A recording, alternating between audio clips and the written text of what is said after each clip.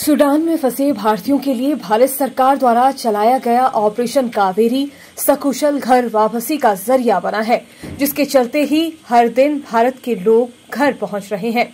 Kaveri operation की पहली flight में हमीरपुर जिला के नादौन उपमंडल के गांव पंसाई के दीपक अग्निहोत्री भी अपने घर पहुंचे हैं।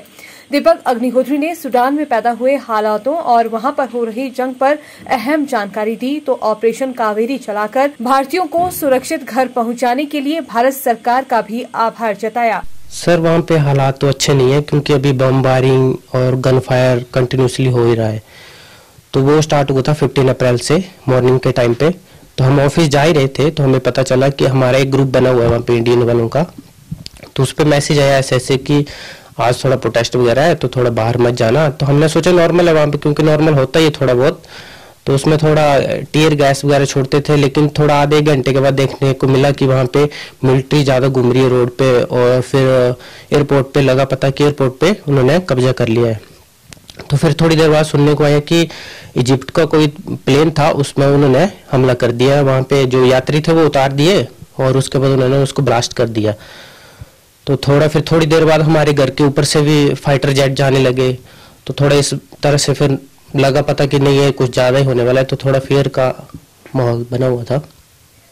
क्या लगता है लड़ाई क्यों शुरू हुई आपकी? लड़ाई जो अब उन दोनों की है मिलिट्री और पैरामिलिट्री के बीच में है, वो दोनों आपसी और पॉलिटिक्स को लेके उनकी लड़ाई हो रही है।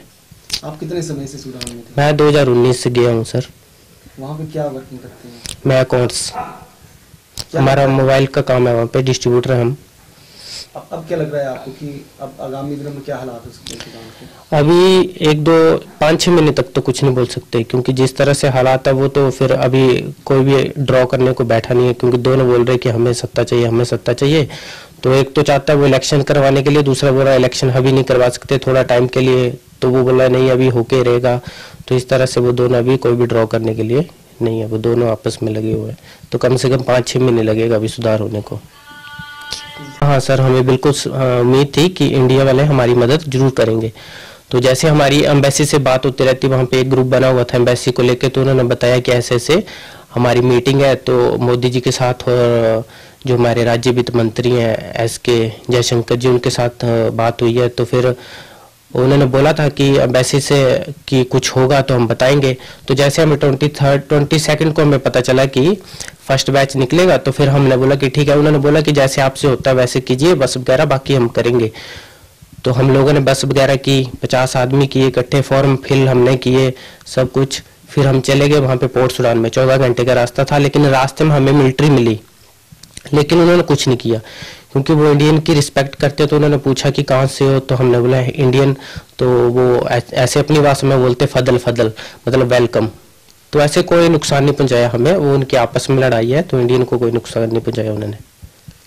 जो ऑपरेशन कावेरी चला हुआ है वो अच्छा है, गवर्नमेंट ने अच्छा चलाया। सऊदी की गवर्नमेंट है वो भी सहयोग कर रही है। और जैसे हम पहुंच गए, जो भी फंसे हुए हैं वो पूरे भारतीय पहुंच जाएंगे अच्छे से, कोई दिक्कत वाली बात नहीं है। और अभी भी शायद सुनने में आ रहा है कि एयरक्राफ्ट वहाँ पे और पहुंच गया है, और NIS की जो सुमेधा जो शिप है वो भी वहाँ पे पहुंच गई है। तो अच्छे से आ जाएंगे, सभी आ जाएंगे। मैं अभी 6 महीने गई थी, 6 महीने पहले गई थी अक्टूबर में, और अभी 31 मार्च को ही आई हूँ। तब तक माहौल बिल्कुल ठीक था।